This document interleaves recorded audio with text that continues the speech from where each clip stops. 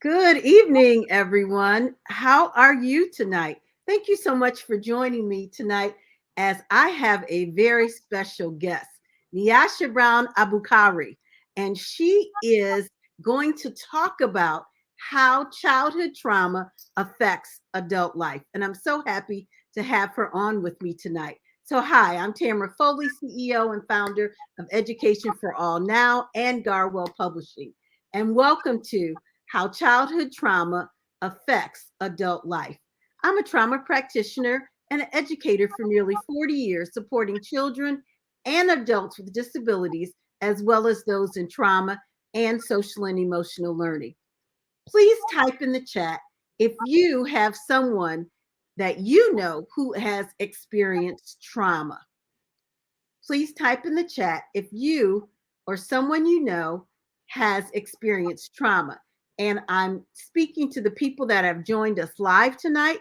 And I'm also speaking to the people who might be joining in on the replay. Just do hashtag replay if you are joining in on the replay. So before I forget, real quick, let me just remind you that our Cassie Spring bundle is still available. And it is available at cassiesbigchange.com. So don't forget, we're limited. We only have a limited supply. So you better grab it while you can. So let me take a moment to introduce Nyasha Brown Abukari. And Neosha is an author, an educator, and a holistic coach. Welcome, Neosha. Thank you. Thank you for having me. And so tonight we're going to just talk about trauma. So can you tell us about a little bit about yourself, and then we'll go into our discussion about trauma. And we'd like to welcome our guests, Bianca and Melody. Hi. Hey, Bianca. Hey, Melody. It's my friend and my Yeah, auntie. and we have some other people. I just can't see their names Hey, right. everybody. My name is Neosha Bukari, and I get a little nervous talking about myself, but I am a graduate of Florida Agriculture and Mechanical University, FAMU. 2013 and 2015, I received my master's and my bachelor's in community psychology. I am, like you said, an author, I'm an educator, and I'm also a holistic wellness coach. My goal in life is to help people find their happy place. Sometimes, well, we all have different experiences that shape us, and some of these experiences we can't control them. Mhm. So my goal overall, and even with my book, I really want people to find their happy place throughout the trauma. You can always find that confidence, whether you need someone to help you with that, like you may need a teacher, like in my book, or it may be your counselor, your therapist. But with me, it's throughout coaching. Perfect. So, talk a little bit about the trauma that you experienced as a child. Absolutely, absolutely. I would first like to say, now I recently started, not recently, it was a few years back that I first talked about my trauma publicly because I was Mhm. always ashamed. I was always nervous. I was always scared of what other people may say. Mhm. I was afraid of how people would receive it. And I was just scared. I was scared. My trauma began when I was only in the fourth grade. I was in the fourth grade, so maybe around 9 years old. Mhm. It was when I first was sexually molested by someone that was in my family. And this molestation, it ended when I was in middle school. So that was over the course of maybe 4 to 5 years.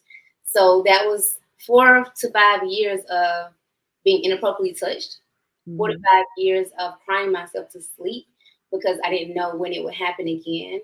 Crying myself to sleep because I was afraid to go to sleep.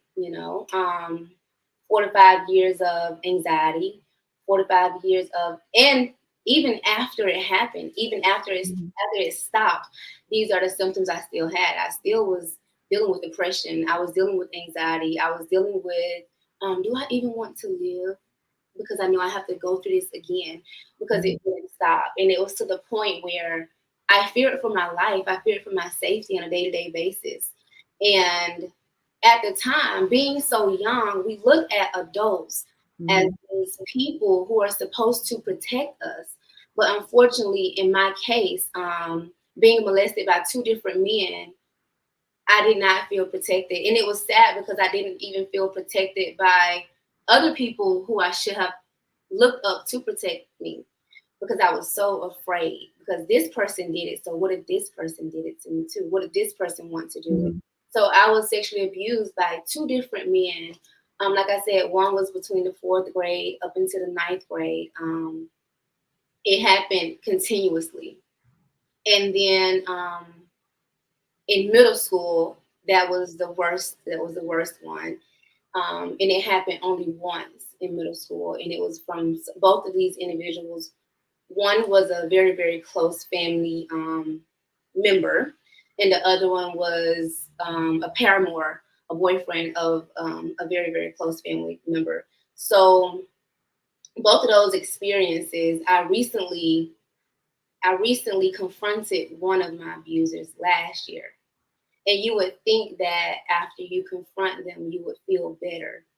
Unfortunately, after I confronted that person, it was not. It was not. I felt really, really sad. I was low because I was, as an adult, that person blamed me.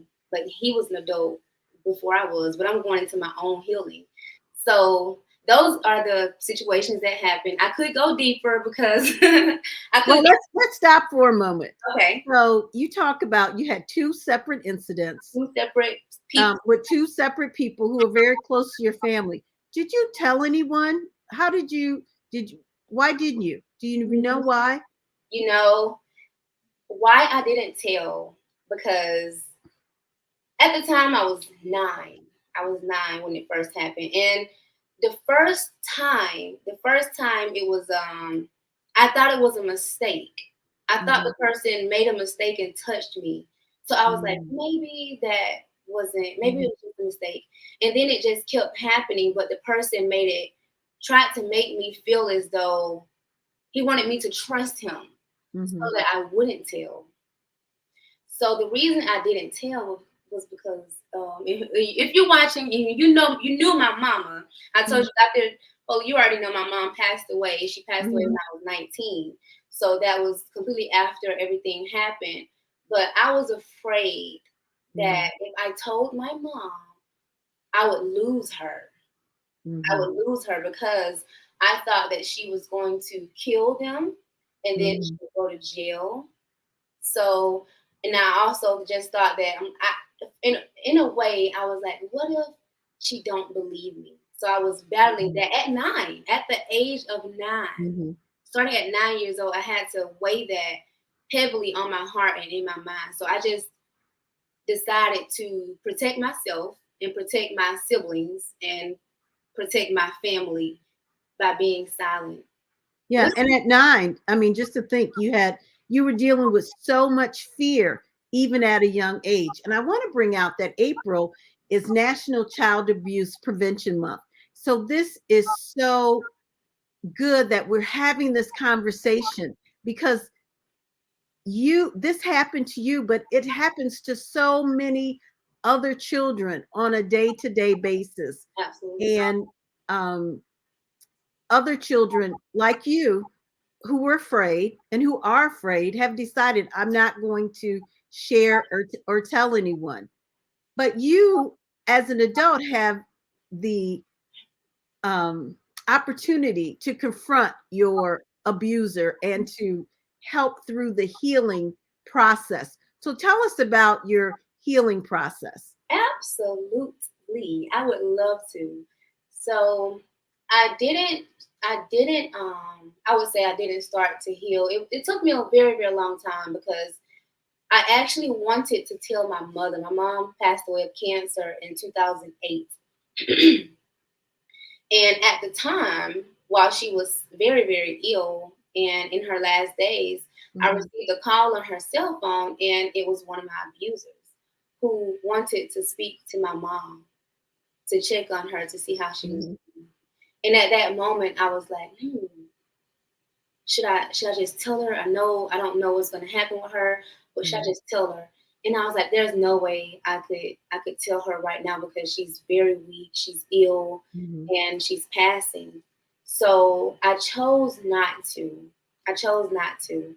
And what I realized was that I didn't. I'm okay with not telling her because Mhm. I feel it spiritually. I know that she knows now. I know that she knows now. But I was always afraid, and I just kind of snapped. At the time, I was going to school to be a nurse, and everything changed. I started going Mhm. to FAMU, and I started learning about the human mind, how the mind works. And I noticed that my reactions to certain things, the way I would Mhm. react, the way I would respond, the way I would withdraw, and I was like, this is not normal. It's my normal because this is what I've made out of Mhm. my life, but I should not be responding to certain situations this way. Mhm. I'm responding out of my trauma, out of not of my trauma, but of the trauma Mhm. because I'm not. It doesn't belong to me anymore. It doesn't belong to me anymore. So I was always responding to things as a hurt child, and Mhm. it continuously followed me. It followed me in my job, in my career, in my Mhm. relationships, and I just one day put my foot down. Not anymore. Not anymore. I am powerful. I am strong. I am Mhm. courageous. And what happened to me, it happened. But I also feel like I am the vessel. What Mhm. happened happened, but I am the bridge to also help those individuals that are not able to speak up. I am Mhm. the vessel used to help people who are on the brink or on the brink of thinking about suicide or thinking about harming themselves or thinking about, maybe they're just suffering so bad because I suffered so bad. I Mhm. suffered, I'm sorry, I suffered And were you able to seek any get any professional help prior to this? prior to, no. It was always writing. It was always writing. Writing became therapy for me. I started writing in the second grade. I started Mhm. writing in the second grade. I wrote my first poem in the third grade, and by the time the fourth grade came, and I started being sexually abused, writing became a tool that I used to. It was my therapy. So I would always write poems about just being happy, Mhm. poems about life and freedom. And sometimes I would write depressing poems about exactly what I was going through. So it was always writing for me. So I know that you have, and this is how we met. You have published um, a children's book, Destiny. Hold your head up high. Absolutely. And could you tell us about how that experience has helped you through your trauma? Absolutely. And I think I shared this with you. When I wrote the book, I was only thinking about because I'm an Mhm. educator and I was a therapist, and I was always receiving the same. It was the same things. Children are being bullied. Children are not believing in themselves because of the color of their skin or what someone is telling them. And I'm like, wait a minute, wow. These are the same situations that Mhm. I went through as a child. And I was like, not another child. Not another child would be Mhm. silenced. Not another child would go through pain. Not on my watch. Not on my watch. If I can do something to help, that is what I want to do. So for every little girl that I've taught, or every little boy that I've taught or provided therapy Mhm. to, I would, and just everyone in general, my readers, it's just important for them to know that it always get better. Life Mhm. will always get better. And it's important for you to be active in your life. It's important for you to try to do the things that you want to do. And Mhm. it's all up to you. It's all up to you. It's all up to that person. Yeah, and that's really portrayed in the book. And of course, I have also have the coloring book. Yeah. And Bianca says it's such a great book, Bianca. It definitely is. That's Thank why I you. bought the package Thank when I purchased it. Um, let's just take a moment and just reminding people that the spring bundle, Cassie's Big Change spring bundle, is still available, limited time and limited numbers. So please make sure you go get yours today. So we're getting ready to wrap up. Thank you so much. But I do want you to give parents, what can you tell parents to help them, or signs or something um, that may help them or notice if this might be happening to their child? Absolutely. They're not knowing. Absolutely. So in my book, my book is not just for children who are being sexually abused or Mhm, abused in general. However, what I've learned is that when children are doodling, just drawing, or when they're journaling, so many things come out. mhm, So when you're looking or just interacting with your children, give them free time to journal, give them free time to write, and also give them space where they can talk to you about anything. Let them know that a lot of times children feel like, I'm scared, I'm going to get in trouble. That was me. mhm, I thought I would get in trouble for something that I could not control. mhm, So children and parents have to have the trust in order for children to feel comfortable and safe to go to their parents. And if it's their parents who is abusing them, mhm, then children need to be able to have a trustworthy support mhm, system, someone in their family, or maybe a teacher. In my book, it's Miss Dawson. Miss Dawson is mhm, that trustworthy individual, and she's showing Destiny, hey, you can hold your head up. mhm, You can believe in yourself. It's important to instill that greatness in the children by doing just it takes a sticky note. mhm, Just something so small as a sticky note. mhm, Encourage them to still dream big. Encourage yourself. But it's very important for parents to have a great relationship with their children and allow them to be able to speak openly about exactly what mhm, is going on. If not, if not, I don't want what happened to be silenced for years and then the mhm. children are speaking out 20 years later about what happened. It's not fair. Yeah, because they're struggling, and just as you did, you hurt in silence. It Absolutely. was something that you feared for your life, and yet these people, it appears, were still around every day Absolutely. Absolutely. in your life. Um, Absolutely. so, what would you say to a child who was going through this? What advice would you give to a child? Because this happened to you when you were a child, just It not happened long to ago. me when I was a child. And I have had I've spoken to several individuals, children, young adults that has also been sexually abused. And what I've said to them and what I would say to whoever's watching is that it's not your fault. What Hmm. happened to you is not your fault, and do not let it define you. Hmm. You are strong, you are beautiful, and you are capable of being whoever you want to be despite what happened to you. You are capable of healing. You are very, Hmm. very capable of healing. You're capable of being strong, and you are capable of doing whatever it is that you want to do. Do not let the things that has happened to you in your life define who you are. Do Hmm. not. Always, always, always hold your head high. And I want to share with you what one person wrote, because I think this is very powerful.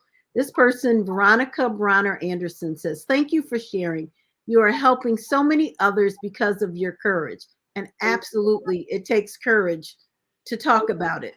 Thank You are a beautiful young lady, and I wish you the best. I am sure your mom would be so proud of you. Oh, thank you. Uh, and It so made that, me you know, cry. I know it's touching, but it's true, because when people come on and share about their trauma, their whatever they've gone through in life, whether it's addiction or whatever, it does take the courage to say to people, this is who I was. But again, like you said, it doesn't define you. This is not who you're. A very productive young woman who is just soaring Thank you. and has so much to give and so much going on. So thank you so much, Neosha Brown Abukari. Abu Bakari. Abubakar. Abu Bakari. He's my I want to make sure that's right. husband. So thank you so much for joining me this evening and sharing your story, because your story is important, especially during National Child Abuse Prevention Month, but it's important every day for those children um,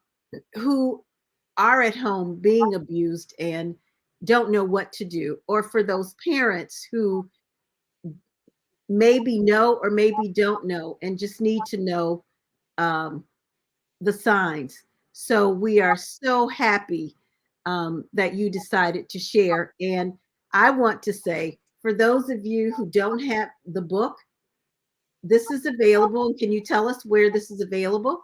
Absolutely. Both Destiny Hold Your Head High book and Destiny Hold Your Head High coloring and activity book are both available on Amazon. And they're also available on my site, www.damilolaa.com. And on this month, all proceeds are going to an orphanage in Africa. So if you're ordering this month, then please go ahead and order from my site so that the proceeds can go to a children's orphanage. Okay. And if you would then, when we get off, I'll add that. And so I'll add it on all the places where it's streaming. Okay. Tonight, because we're streaming on Education for All Now. We're streaming at Support for Children in Trauma on Facebook, and we're also streaming on Tamara Foley LinkedIn. Okay. So there are several places. So we want to make sure that definitely people know they can give to the orphanage, and it's just a wonderful thing to be able to give back. And that's what I see you doing as a part of your healing process. So thanks again. And thank you so much, everyone who's joining live. Thank you for being here. And thank you so much for those who are joining in on the replay. Please make sure that you share these stories, that you share this um, with others, because this is such an important issue. And so many times it just doesn't get enough attention. So thank you so much. Um, and everybody have a great night. Thank you. Thank you so much.